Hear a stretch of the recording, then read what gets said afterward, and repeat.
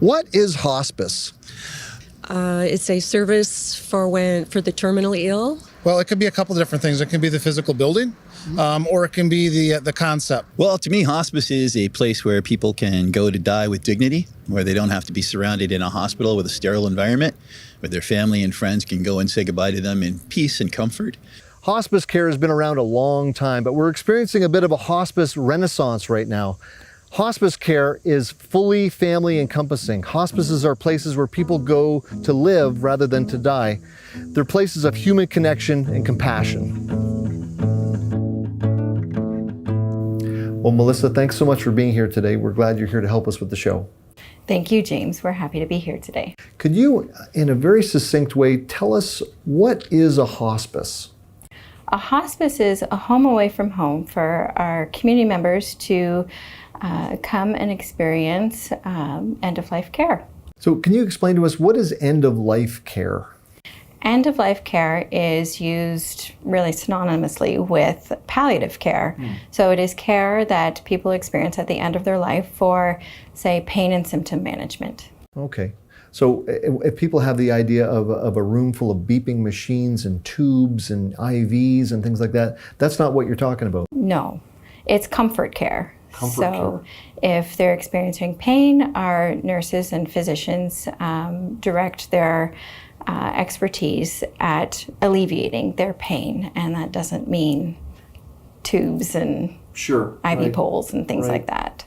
Well, I know folks that are watching this video are going to be either have already had a tour of the hospice, or they'll maybe take the virtual tour on your website to get a better understanding, to see that the spaces where the residents are is more than just for the resident. It seems to be that the family is invited? Yes, absolutely. There was a lot of thought put into that building for sure. When you take the tour, you'll see that. There's the reflection room, which is a quiet room for families to come and just be on their own or have a family meeting. Sometimes our residents will even go, because our door opens up there, to the reflection pool and have just their morning cup of coffee, right through to the kitchen and the great room being very inviting, having a bowl of soup or a cup of coffee or a cup of tea. Our volunteers are right there manning our kitchen, and they're very friendly and open to conversations. And sometimes there's a big TV in there, and sometimes you'll even see movie night, or the Olympics were a big thing when they were on, and it was just a place to gather and have conversation and maybe even a couple laughs. Right. So when you say home away from home, this sounds very homey. Yes, absolutely. Right. It's the idea. There's even a family room upstairs with a family shower, a bathroom and a shower. So if that last cup of coffee just doesn't cut it and they need to wake up a little bit more and feel refreshed, they can go and have a shower.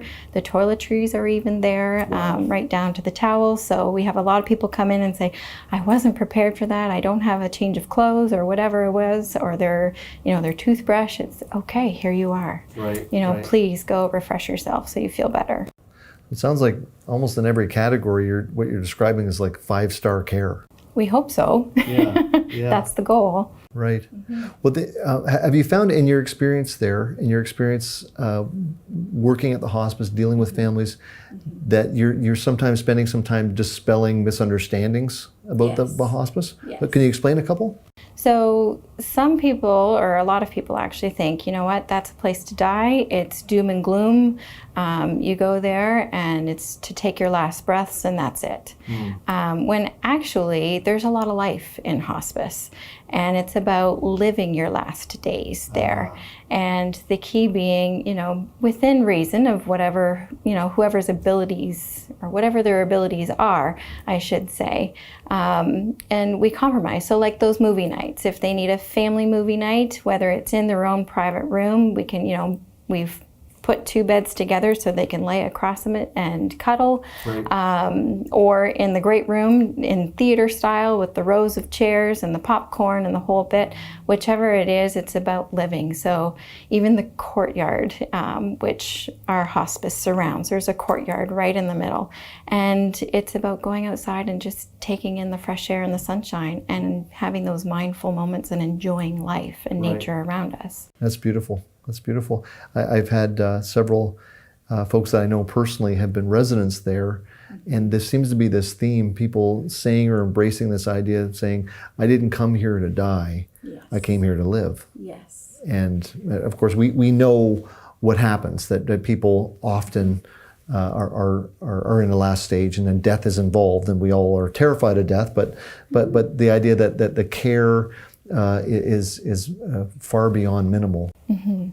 Right. Yes, absolutely. It's very holistic. We all get involved as much as we can, as much as families allow us to. And it's about making them comfortable and enjoying those last days, and making memories.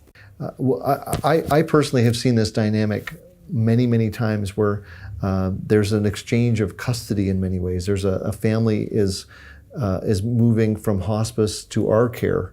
And what I found over many years of doing this is that families that have come through the hospice process, whether that's been for days, weeks, or months, I find them they've been better prepared for the death. They've still just endured a heavy loss, but they've been better kind of schooled or trained and have lived through this anticipatory grief process, and now the death has come. Now they're dealing with the undertaker. I find there's a marked difference between that and someone that has been exclusively just in a hospital.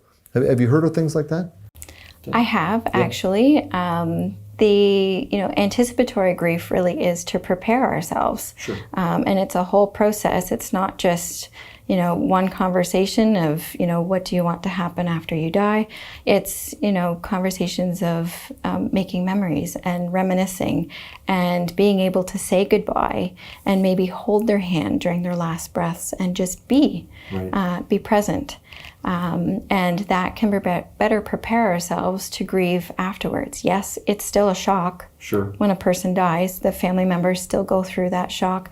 There's even, some, it's very common that they'll go through denial of this can't be, this didn't happen or isn't happening. But it tends to be a little more short-lived in my experience. And they go on into their grieving. And yes, it hurts. Yes, people cry. But they also learn to move forward as well. And they're able to fulfill wishes because those conversations happened before a person died. Right. So what you've just described there, a person has come through the whole process, a death's occurred, they've had the send-off of whatever degree. What would be your hope as hospice workers for that family? Does your care just stop there? No, our doors are always open. And our hope is that they're treated with the same respect and dignity as they have throughout the whole process beforehand while at hospice. Continue on with their work with the funeral homes or funeral providers out in our communities. And then there's always the knowledge, and if they don't know even, that our funeral providers will refer back to hospice for bereavement services.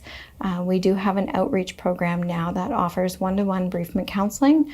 We also offer various support groups that, yes, we took a little break for the summer and only offered a few, but there's many coming this fall that are quite exciting for us to be able to provide. So our hope is that they feel welcome to come back and continue their grief journey. So there is a continuation. A person can almost sort of double back in relationships. Maybe they've already started there. Yes. I know personally, we've had some of our clients say, we did the plant thing, or we did the yoga thing, or they're changed for the better. Oh, good. Yeah. I'm glad to hear that. Yeah. That's our hope. Yeah. Yeah, that's excellent. Well, Melissa, thanks so much for helping us make Canada's only death care show. Thank you, James.